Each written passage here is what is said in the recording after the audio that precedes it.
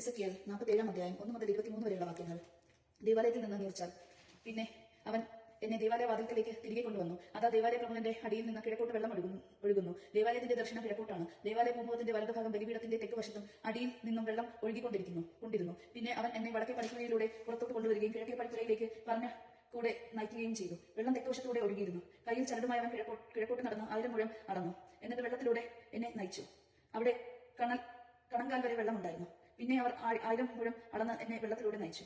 അവിടെ മുട്ടോളം വെള്ളമുണ്ടായിരുന്നു. വീണ്ടും അവർ 1000 മുഴം അളന്ന് എന്നെ വെള്ളത്തിലേക്ക് നയിച്ചു. അവിടെ അരയ്ക്കൊപ്പം വെള്ളമുണ്ടായിരുന്നു. പിന്നെ അവൻ 1000 മുഴം അളന്നു. എനിക്ക് കടന്നു പോകാൻ പറ്റാത്ത ഒരു നദി ആയിരുന്നു അത്. വെള്ളം അത്രയ്ക്ക് ഉയർന്നിരുന്നു. നീന്താൻ വേണ്ടുന്ന 1000 ആഴമുണ്ടായിരുന്നു അതിന്. നടുക്ക് അക്കരെ പറ്റാൻ വയ്യാത്ത ഒരു നദി. അവൻ എന്നോട് ചോദിച്ചു, മനുഷ്യപുത്ര, നീ ഇത് കണ്ടു? പിന്നെ അവൻ എന്നെ നദീതീരത്തൂടെ തിരിച്ചു കൊണ്ടുവന്നു. ഞാൻ തിരിച്ചു പോന്നപ്പോൾ നദിയിലൂടെ ഇരു കരയിലും വളരെ അധികം വൃക്ഷങ്ങൾ കണ്ടു. അവൻ എന്നോട് പറഞ്ഞു, ഈ വെള്ളം കഴിക്കാൻ പ്രദേശങ്ങളിലേക്ക് ഒഴുക്കി അലാബായിൽ ചേരുമ്പോൾ കെട്ടിക്കിടക്കുന്ന കടലിൽ ചെന്ന് അതിനെ ശുദ്ധജലമാക്കുന്നു.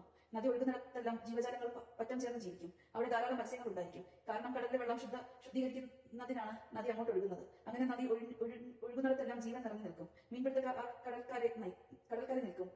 എൻഗേദി മുതൽ എൻഗോളയും വരെ വല വീശാൻ പറ്റിയ സ്ഥലമാണ്. അവിടെ മഹാസമുദ്രത്തിലെ പോലെ വിവിധതരം മത്സ്യങ്ങൾ ഉണ്ടായിരിക്കും. എന്നാൽ നദിയുടെ സമീപത്തുള്ള ചേറ്റു നിലങ്ങളും ചതുപ്പ് നിലങ്ങളും ശുദ്ധമാക്കപ്പെടുകയില്ല. ഉപ്പിന് വേണ്ടി അവ മാറ്റിവെച്ചിരിക്കുന്നു. നദിയുടെ ഇരുകരകളിലും എല്ലാത്തരം ഫലവൃക്ഷങ്ങളിലും വളരും. അവരുടെ ഇലകൾ വാടിക്കൊടിയുകയോ അവ ഫലം നൽകാതിരിക്കുകയില്ല.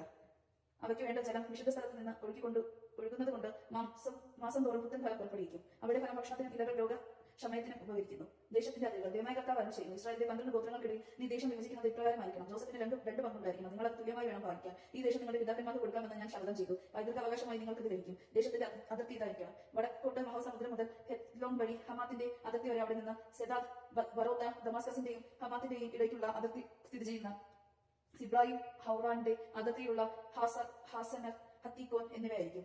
അങ്ങനെ വടക്കേ അതിർത്തി സമുദ്രം മുതൽ ദമാസ്കസിന്റെ വടക്കേ അതിർത്തിയുള്ള ഹസാർ എനോത്ത് വരെയും അതിന് വടക്കുള്ള ഹമാത്തിന്റെ അതിർത്തി വരെയും ഇതാണ് വടക്കേ അതിർ. കിഴക്കേ അതിർത്തി ദമാസ്കസിന്റെയും ഹദ്രാനിന്റെയും ഇടയ്ക്കുള്ള ഹസാർ എനോ മുതൽ ഇസ്രായേൽ ദേശത്തിന് ശിലയാദും ഇടയ്ക്ക് ജോർദാൻ വഴി കിഴക്കേ കടലും താമാറും വരെ ഇതായിരിക്കണം കിഴക്കേ അതിർ. തെക്കേ അതിർത്തി തമാർ മുതൽ മെരിബാദ് കദേശയിലെ ജലാശയം വരെയും അവിടെ നിന്ന് ഈജിപ്ത് തോട് വഴി മഹാസമുദ്രം വരെയും ഇതായിരിക്കണം. തെക്കേ അതിർത്തി ഹമാത്തിന്റെ കവാടത്തിന് നേരെ വരെ മഹാസമുദ്രം ഉണ്ടായിരിക്കണം. പടിഞ്ഞാറേ അതിർത്തി.